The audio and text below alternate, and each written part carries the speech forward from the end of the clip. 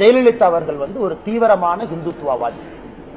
யாராவது அதிமுக நண்பர்களுக்கு சந்தேகம் இருக்குன்னா 1995 ஜஸ்டிஸ் ஜே.எஸ். வர்மா உச்சநீதிமன்றம் இந்துத்துவாவை பத்தி ஒரு தீர்ப்பு உச்சநீதிமன்றம் கொடுத்திருக்காங்க.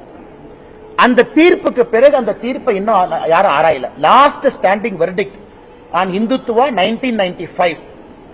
ராம்ஜெத் மலானி போன்ற மனிதர்கள் ஒரு பக்கம் ஆஜராகிறாங்க. சிவசேனா என்ன கேஸ்னா இந்துத்துவானா என்ன? ஒரு தலைவர் தேர்தல் களத்துல இந்துத்துவான்னு சொன்னா அது மத பிரச்சாரமா இல்லையா? இந்துத்துவானா ஒரு மதமா? இந்துத்துவானா ஹிந்துவா? இதுதான் கேள்வி. இது உச்சநீதிமன்றத்தில் ஒரு பெரிய டிஸ்கஷனுக்கு பிறகு ஒரு சரித்திர தீர்ப்பு கொடுக்கிறாங்க 1995. அது ஏடிஎம்கே இருக்கக்கூடிய தலைவர்கள் ஒரு முறை அதை டவுன்லோட் பண்ணி படிக்கணும்.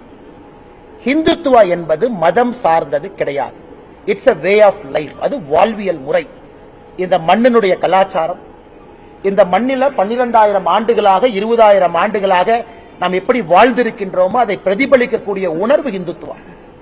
இந்துத்துவாவை பொறுத்த வரைக்கும் பல இடத்துல நான் சொல்றேன், அனைவரையும் அரவணைப்பதுதான் இந்துத்துவா. இத டீஸ்டா சிட்டில்வாட் அந்த என்ஜிஓ, ஃபேமஸ் என்ஜிஓ அம்மா இத ரிவ்யூக்கு போறாங்க 2013. சுப்ரீம் கோர்ட் இந்துத்துவா தீர்ப்பு தவறு பண்ணிருக்கீங்க, அது இந்துத்துவா உங்களோட இன்டர்பிரேஷன் தப்பு, அதனால இந்த தீர்ப்பை மறுபடியும் நீங்க ஆராயணும் சுப்ரீம் கோர்ட் போகும் பொழுது சுப்ரீம் கோர்ட் 1995 தீர்ப்பை ஆராய மறுத்து விட்டார். இன்னைக்கு இந்தியால 1995 உச்ச நீதிமன்றம் கொடுத்த தீர்ப்பு இந்துத்துவா பத்தி, அதுதான் இன்னைக்கு பைபிள், அதான் குரான், அதான் பகவத்கீதை. அதை வச்சுதான் நான் பேச முடியும். இந்துத்துவா என்னை பொறுத்த உங்க இந்துத்துவா என்ன? நல்ல கேள்வி. ஏன் இந்துத்துவா எல்லாரையும் அரவணைக்கும்? இன்னைக்கு நான் ஜெயலலிதா அம்மாவை பத்தி சொல்ற கேள்வி.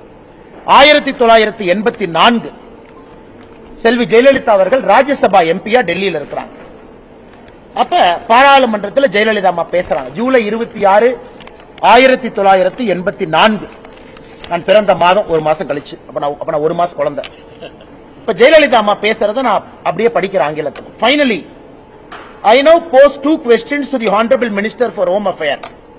Will the center consider placing Jammu and Kashmir under governor rule? Why delay Jammu and Kashmir being integrated with the rest of the Indian Union? Why not bring it under the purview of the Constitution of India in conformity with all other states of Indian Union?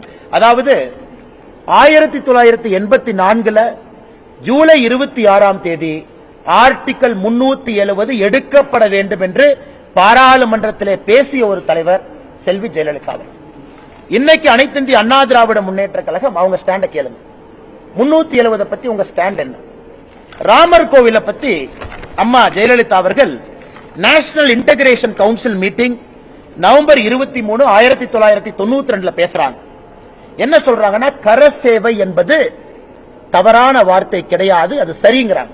கரசேவையை defend பண்ணி national integration council மீட்டிங்ல சொல்றாங்க. குறிப்பாக இந்த கரசேவைக்காக பாரதிய ஜனதா கட்சியினுடைய ஆட்சி மத்திய பிரதேசம், ஹிமாச்சல பிரதேசம், ராஜஸ்தான் இந்த பாபரி மஸ்ஜித்துக்காக பாரதிய ஜனதா கட்சி ஆட்சியை டிஸ்மிஸ் பண்றத நான் கடுமையாக எதிர்க்கின்றேன் அப்படின்னு ஜெயலலிதா அவங்க நேஷனல் இன்டகிரேஷன் கவுன்சில்ல பேசியிருக்காங்க.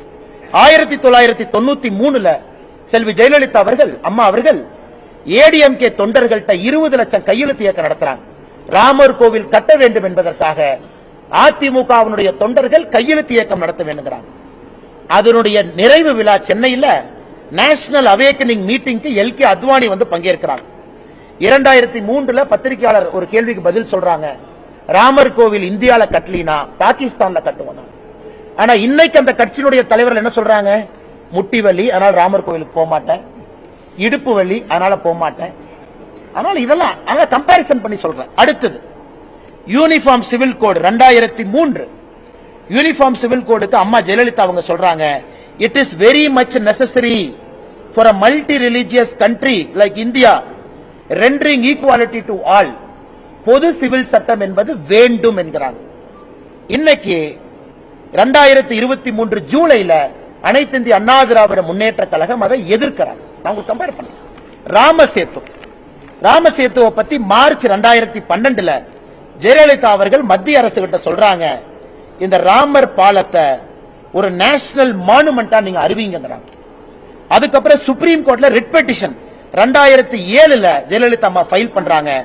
அதுல Tuticorin port trust, union of India, ministry of culture Ramar சேதுவ நேஷனல் மானுமெண்ட் பாரம்பரிய சின்னமா அறிவிங்கிறாங்க. ஆனா இன்னைக்கு அசம்பிளில ஏடிஎம்கே அபிஷியல் ஸ்டாண்ட் என்ன? பொள்ளாச்சி ஜெயராமன் அவர்கள் சொல்றாங்க, நயினார் நாகேந்திரன் அவர்கள் பிஜேபி இதை முழுமையாக ஆதரிக்குது.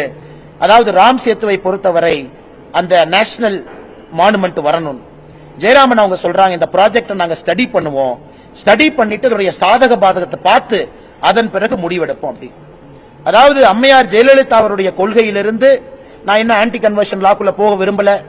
ஜெயலலிதா அம்மா 1991 வேத பாடசாலை தமிழ்நாட்டில் உருவாக்குனாங்க. அதுக்குள்ள நான் போக விரும்பலீங்க.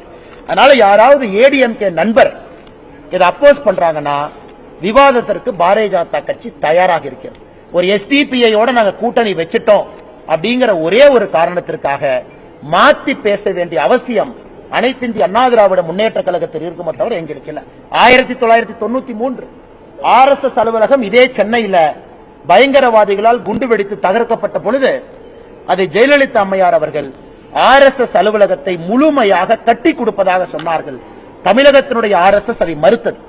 நாங்களே மக்கள்கிட்ட பணம் வாங்கி கட்டிக்கிறோம், அரசு பணத்தில் எங்களுக்கு கட்டி கொடுக்காதீங்க. அரசு பணத்திலே ஒரு RSS அலுவலகத்தை கட்டி கொடுப்பேன், குறிப்பாக பயங்கரவாத தாக்குதலுக்கு பிறகு ஜெயலலிதா அம்மா சொன்னாங்க. இப்ப நீங்க சொல்லுங்க, நான் ஜெயலலிதா அவர்கள் இந்துத்துவவாதி என்று சொல்வதிலே என்ன தவறு?